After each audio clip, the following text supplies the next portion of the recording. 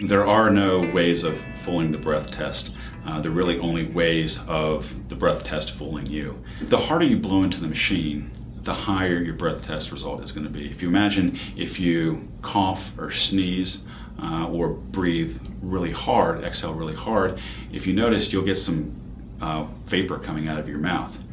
That's the same thing. That could be alcohol. And as I already said, it doesn't take much to throw the machine off. But the machine requires a certain volume of air going through it, and if you don't breathe hard enough, it gives the officer who's operating the machine, it gives them a warning, and they can consider that a refusal for an insufficient breath sample. And another thing with the breath test is the breath test requires 1,500 milliliters of a breath sample, or 1.5 milliliters. If you give 1,499 milliliters of a breath sample, so you're 1 milliliter off, they will deem that as an insufficient breath sample and count that as a refusal.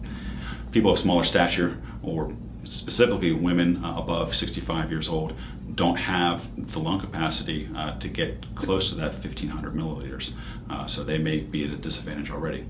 And the other myth about the breath sample is when you blow into the machine, it's not taking that whole breath and then testing it.